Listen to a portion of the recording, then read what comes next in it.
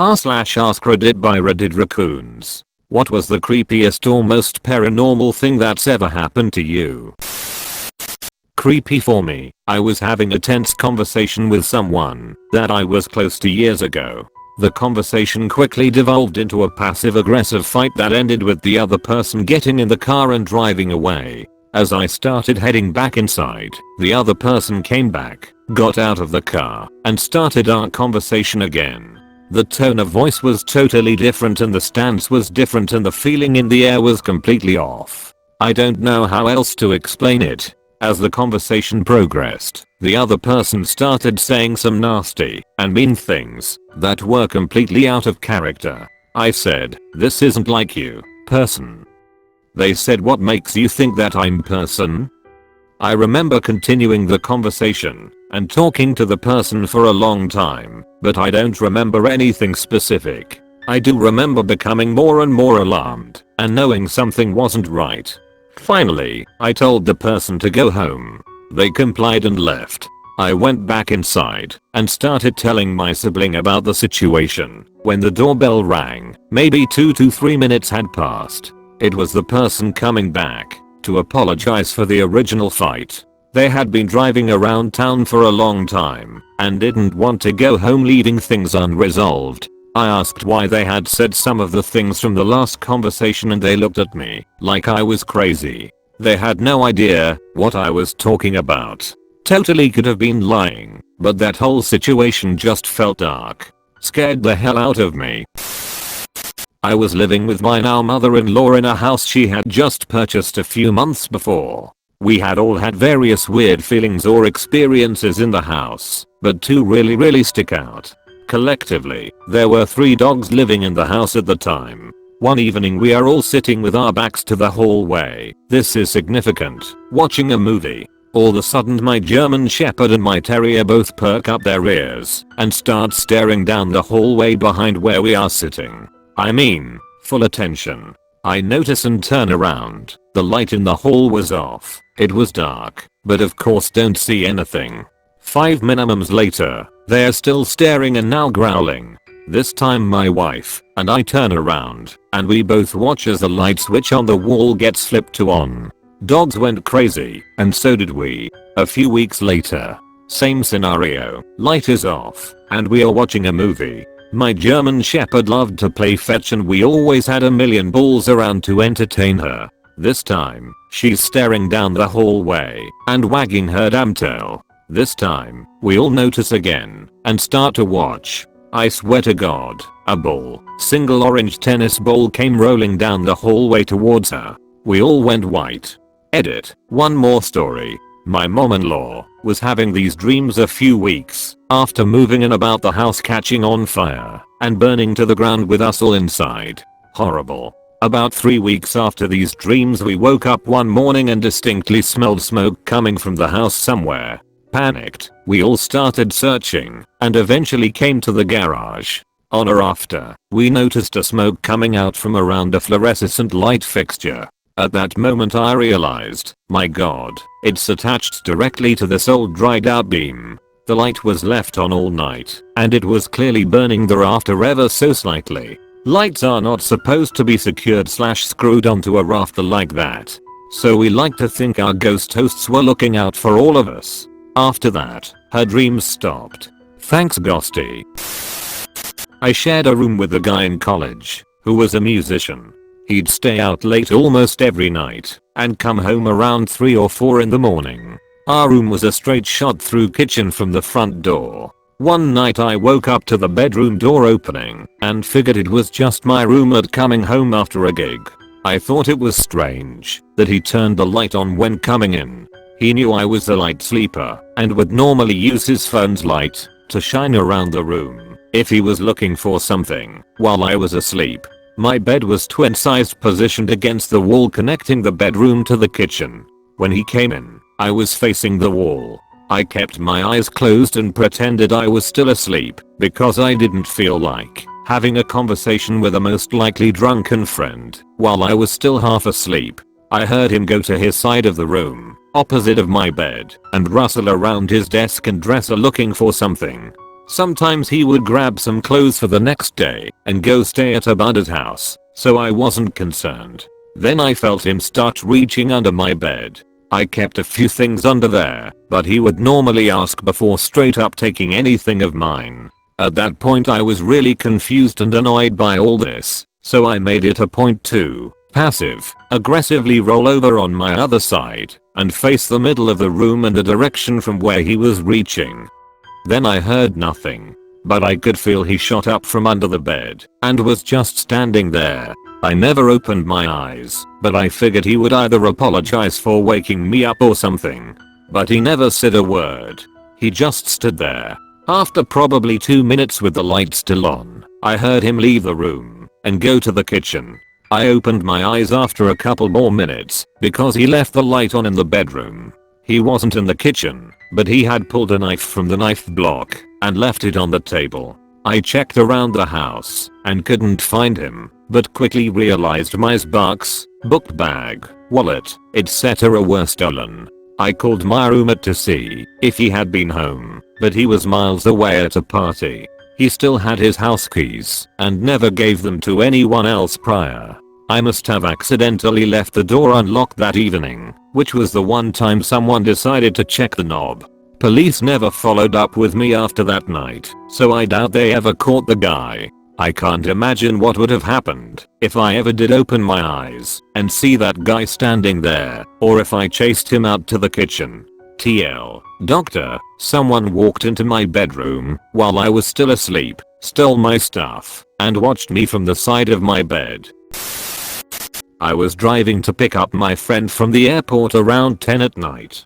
His girlfriend was also with me as she wanted to see him as soon as possible. We were going down some dark, super lonely back road.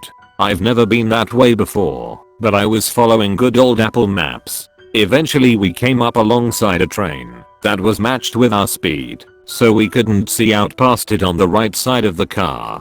After a couple minutes of that, we came upon a train yard on our left. A very spooky, very generic horror movie train yard.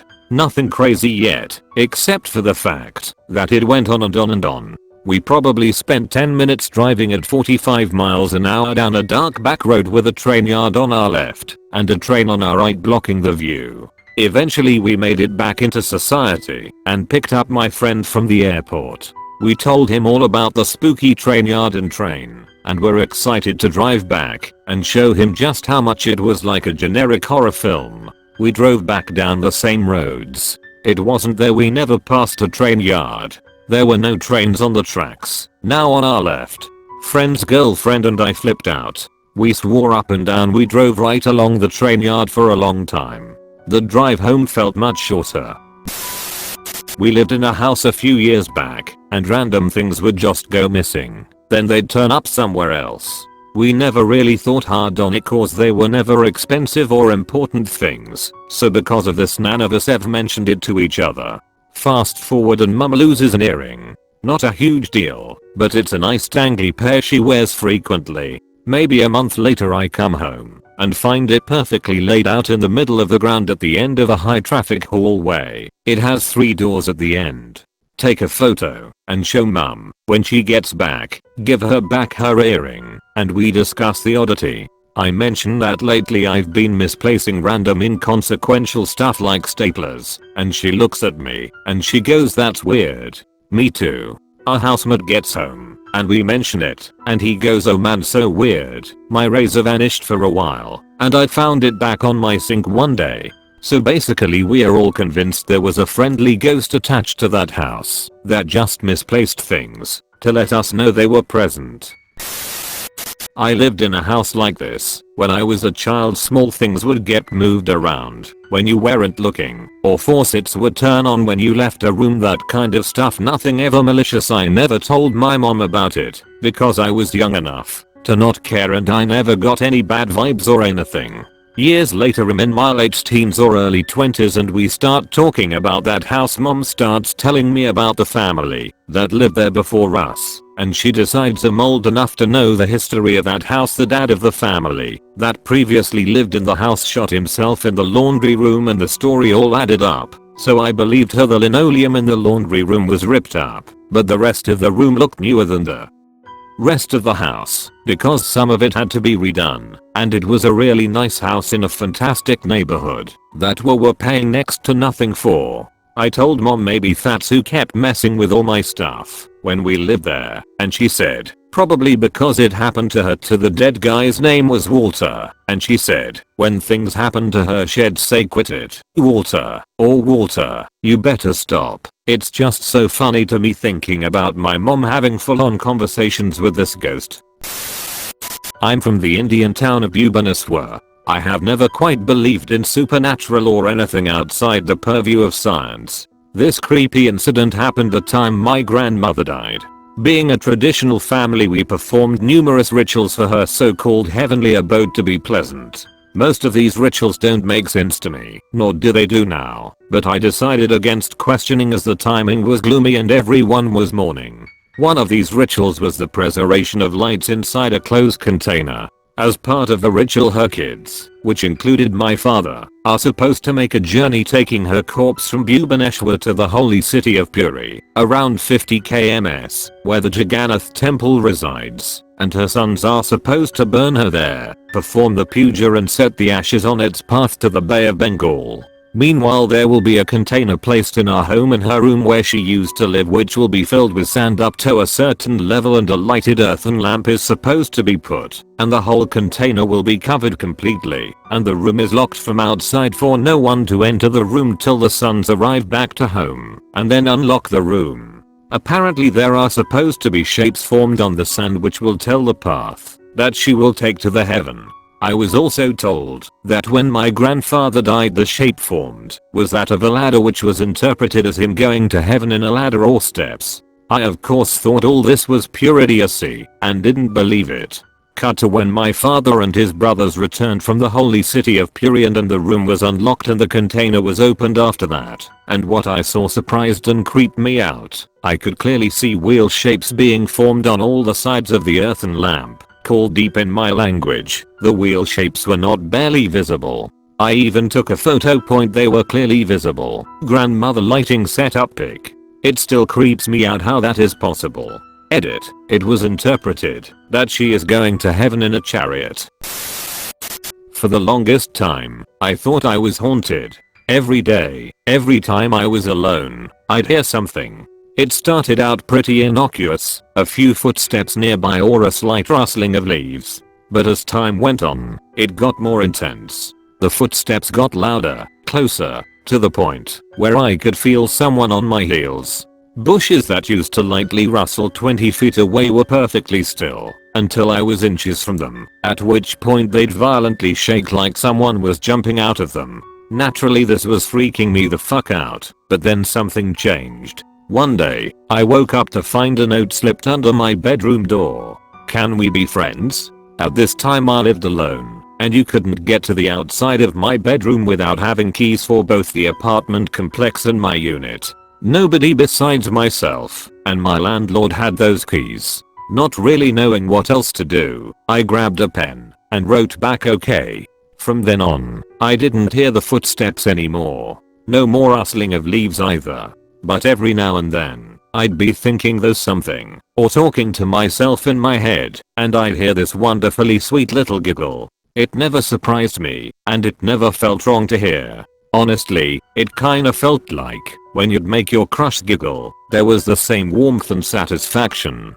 Whoever this ghost was, we were friends. Over the next several months we became better friends, actually talked, and eventually started to see her. Supernatural, right? No, turns out I'm just mildly schizophrenic. Take care of your mental health, y'all. As a child I moved around a lot, army brat, and I insisted that every house I moved to was haunted. Nothing major ever happened, just weird noises, opening doors, things being in places that makes no sense. It wasn't until my second year at uni that I clocked on that I was haunted, not the houses, after my housemate suggested it. Anyway, last year I was on the way to my uni house from my job at a bar at about 3 AM. To get into the house you have to walk down a privately owned alleyway. Just as I reach the entrance to this alley, a man runs up behind me and spins me around. He's clearly had a bit too much to drink and starts trying to grab me, touch me up, and convince me to remove my t-shirt. Naturally, I'm very uncomfortable and scared. I remember that the window to the house had an alarm that went off if the window was hit. I figured if I could get down the alley and hit the window, my 2 male housemates would wake up and help. Only issue, every time I walked down the alley he'd grab me again. After maybe 5 minutes of a struggle the man hit me. Next thing you know, the alarm on the window goes off, waking up my housemates and scaring off the man. Next day the police were called. We gave them access to the CCTV footage at either end of the alley. The man was caught on tape, but since most of the incident occurred in the alley, there was not enough evidence to charge. Later that day, my housemates and I decided to check the footage to see what caused the alarm to go off. There was nothing. No bird, cat or any other animal. The alarm just went off. This had never happened before and didn't happen anytime after either. I'm convinced it was my ghost. It used to freak me out, but I'm kinda glad it's around now.